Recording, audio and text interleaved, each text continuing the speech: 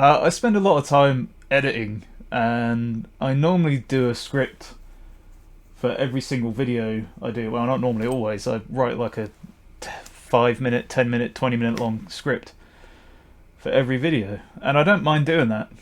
But sometimes I feel like it loses a bit of its organic touch, and so I thought this one I would just keep the main talking points in my brain and then just try and go through it and see if we can get through it in a, I don't know, just a more natural kind of way rather than trying to force these lines on you all the time. So this is how I carve a leaf. I'll show you how I did it.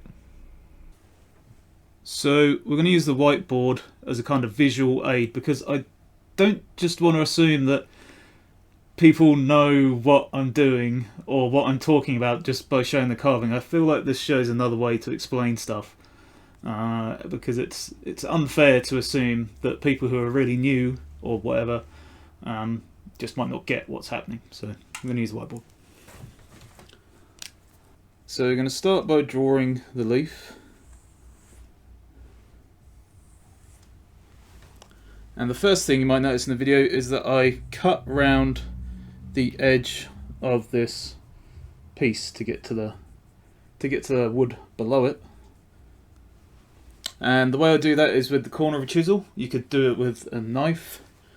You could probably do it with something else that I can't think of right now.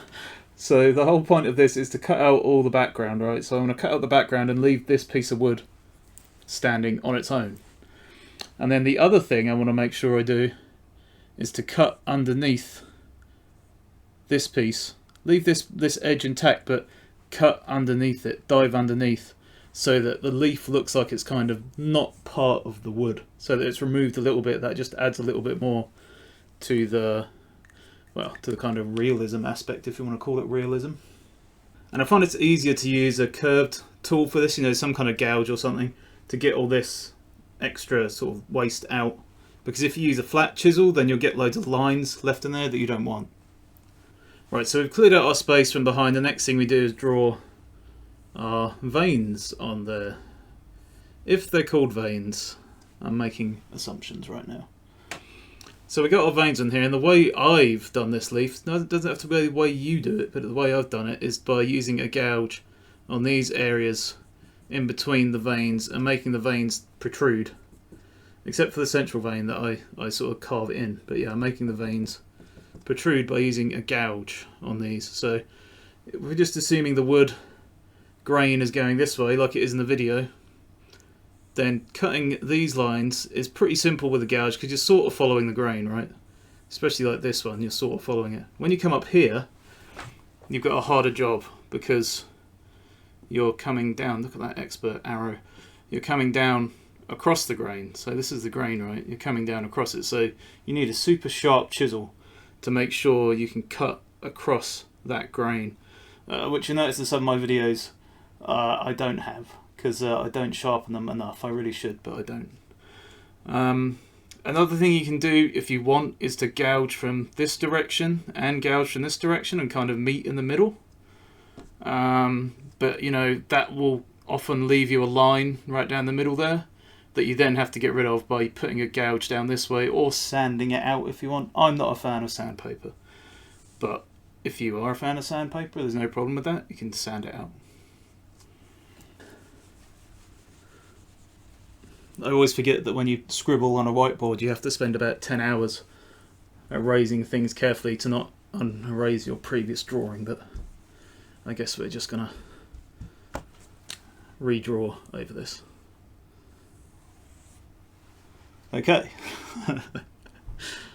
Right, so we've got our areas carved out. We've got these areas scooped out in between the veins, right?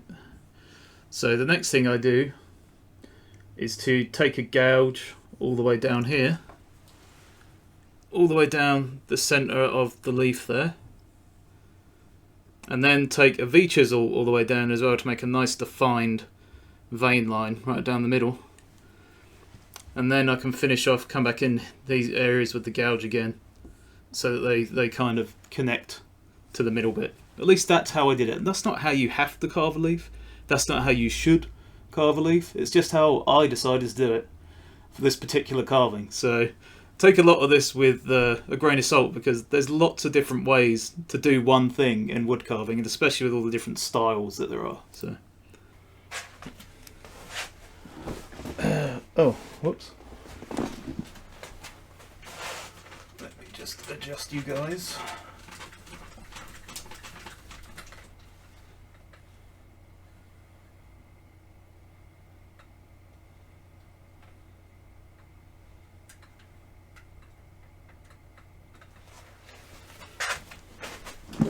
Ta-da! Right. So I finished it off with boiled linseed oil. Doesn't have to be that. You can use whatever the hell you want. You can leave it unfinished. You can chuck a load of paint on it. It really doesn't matter.